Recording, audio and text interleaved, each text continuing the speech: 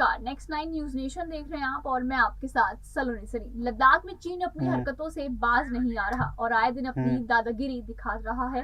इस कड़ी में हाल ही में वास्तविक नियंत्रण रेखा के पास डेमचोक में चीनी सैनिकों द्वारा भारतीय चरवाहों को रोकने का मामला सामने आया है। बताया जा रहा है ये घटना 21 अगस्त को हुई थी। हालांकि घटना के बाद दोनों देशों के अधिकारियों के बीच इस मसले पर बातचीत हो चुकी है।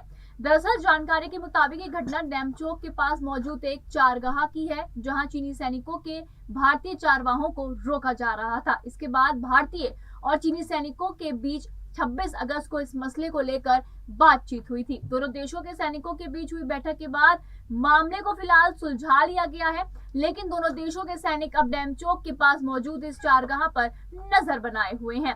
असल में लद्दाख से अरुणाचल तक फैली वास्तविक निरंतर रेखा यानी कि लाइन ऑफ एक्चुअल कंट्रोल पर कुल 23 संवेदनशील इलाके हैं। इसमें डेमचोक का भी नाम आता है। साल 2018 में चीनी सैनिक डेमचोक में 300 से लेकर 400 मीटर अंदर तक घुस आए थे।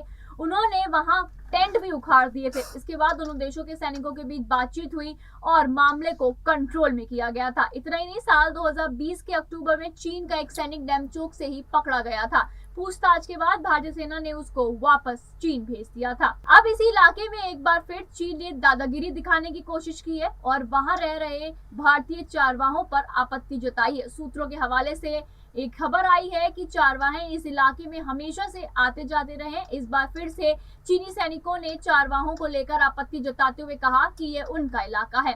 आपको बता दें, भारत और चीन के बीच बॉर्डर पर गतिरोध सामने आता रहता है। पेंगोंग झील इलाके में चीन और भारत की सेनाओं के बीच हिंसक झड़प के बाद 5 मई 2020 को पूर्वी लद्दाख सीमा पर गतिरोध शुरू हो गया था। इसके बाद दोनों पक्षों ने धीरे धीरे हजारों सैनिकों के साथ साथ सीमा पर भारी हथियारों की तैनाती की थी। इस समय वास्तविक निरंतर रेखा यानी कि लाइन ऑफ एक्चुअल कंट्रोल पर दोनों पक्षों के लगभग 50 से 60 हजार सैनिक तैयार हैं। इस समय वास्तविक निरंतर रेखा यानी कि लाइन ऑफ एक्चुअल कंट्रोल पर दोनों पक्षों के लगभग 50 से 60 हजार सैनिक तैनात हैं।